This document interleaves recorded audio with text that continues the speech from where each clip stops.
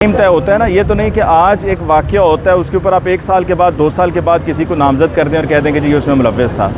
ये जैसा कि आज इमरान भाई ने भी कहा है कि इसमें कोई और इन्वॉल्व नहीं है। ये इमरान भाई ने उनके अपने अल्फाज हैं कि मैं उनके लिए एक ट्रॉफ़ी हूँ और ये ट्रॉफ़ी जो है ये उन्हें पेश की गई है यहाँ पर चीफ़ मिनिस्टर की ज़िम्मेदारी जब उन्हें सौंपी गई है, जब उन्हें इलेक्ट नहीं, जब उन्हें अपॉइंट किया गया है, सिलेक्शन और सिलेक्शन के बाद अपॉइंटमेंट की गई है, तो ये ट्रॉफ़ी थी इमरान भाई की जो उनकी खिदमत में पेश की गई है।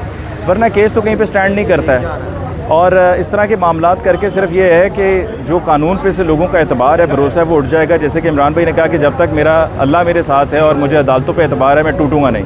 लेकिन जब जो है ये अदालतों से भी रिलीफ मिलना ख़त्म हो जाएगा, तो वो वक्त होगा जब हमारे लिए लम्हा फ़िक्रिया होगा कि हम किससे तवक्को करें, किससे उम्मीद लगाएं, किसके दर पे जाके हम दरवाज़ा खटखटाएं और इंसाफ के लिए अपील करें कि जी हम बेकसूर हैं, हमें बेगुनाह किसी केस में फंसाया जा रहा है। और आप इसी से अंदाज़ा लगा लें कि ये जो तरीक़ाकार निकल के सामने आ रहा है कि कितने इतने लोग हैं हमारे मुल्क में जो इसी तरह रगड़े जाते हैं। आज एक वकील साहब मुझे बता रहे थे और मैं सुनकर बड़ा हैरान हुआ कि एक ऐसा शख्स जो 17 मई सन 2023 तक जेल में बंद था, 17 मई को उसकी रिहाई हुई है। उसके बाहर निकलने पर गुल बहादुर उसका नाम था, एक बहादुर खान मतलूब था, उसको गुल बहादुर को 9 मई के अंदर दोबारा से पकड़ के अंदर कर दिया। तो हाँ, तो आप इससे अंदाज़ा लगा लें कि ये कैसा इंसाफ है और ये कैसा निज़ाम है। और जैसे कि वो आईजी साहब की बात भी की अभी, तो बात दुरुस्त है कि देखें जो इमरान रियाज साहब के वालिद हैं, उन्होंने नॉमिनेट किया आईजी पंजाब को जब उनको सियालकोट से उठाया गया था। उसके 4 महीने के बाद जाकर ये इसमें सप्लीमेंट्री स्टेटमेंट में इमरान भाई को डाला जा रहा है। फिर उसके अलावा आपने और किन लोगों को डाला कि जो उस वक्त पीटीआई का हिस्सा ही नहीं थे, जैसे कि आज दलाइल के दौरान पता भी चला कि जी सरदार लतीफ़ खोसा साहब के जो बेटे हैं खुर्रम लतीफ़ साहब, वो 3-4 महीने पहले, अब से 3-4 महीने पहले तक उनका पीटीआई में कोई उनका था ही नहीं, कनेक्शन ही नहीं था। आपने उनको भी उसमें नॉमिनेट कर दिया। तो ये कानून के साथ मजाक हो रहा है।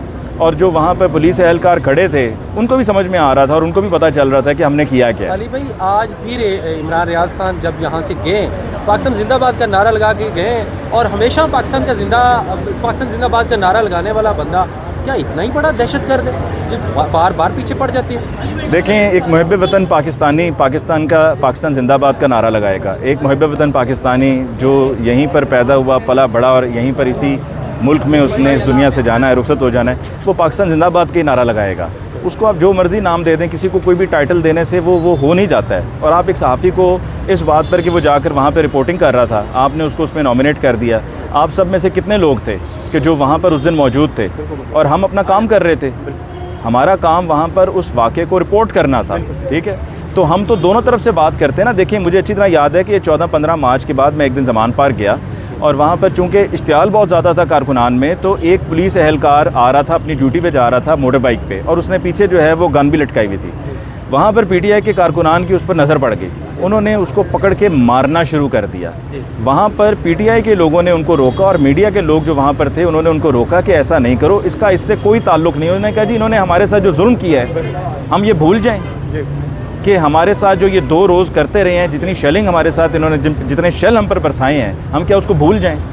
तो इससे पुलिस और अवाम का, जिनका आपस में एक दूसरे के साथ एक क्लोज़ कनेक्शन होना बहुत ज़रूरी है, आप नफ़रतें बढ़ा रहे हैं, आप एतबार को ख़त्म कर रहे हैं, भरोसे को ख़त्म कर रहे हैं और नफ़रतें बढ़ा रहे हैं। अली भाई, पहले मतीउल्लाह जान, फिर असद तूर, इमरान रियाज, सदीक जान, ये सहाफ़ियों के साथ जुल्म से कब तक चलता रहेगा? ये तब तक चलता रहेगा जब तक सहाफ़ी सच बोलते रहेंगे, जब तक जो दिल की बात है वो उनकी ज़ुबान पर आती रहेगी, जब तक वो सही को सही और गलत को गलत कहते रहेंगे, ये तब तक उनके साथ ये सिलसिला चलता रहेगा। और सहाफ़ी भी अब वो सहाफ़ी नहीं है कि जहाँ पर आप पहले उनको एक दबका मारें। अब सहाफ़ियों के लिए भी अगर मैं ये कहूँ तो गलत नहीं होगा कि उन्होंने भी खौफ के बुत तोड़ दिए हैं और वो अब अपने उस मौक़े पर डटे हुए हैं कि जो होगा सो देखा जाएगा। कम से कम सर फ़ख्र से उठाकर जिएंगे, कभी उन्हें शर्मिंदगी, अफसोस, दुख नहीं होगा, पछतावा नहीं होगा कि यार जो मेरा काम था मैंने वो अपना काम नहीं किया। बहुत बहुत थैंक यू।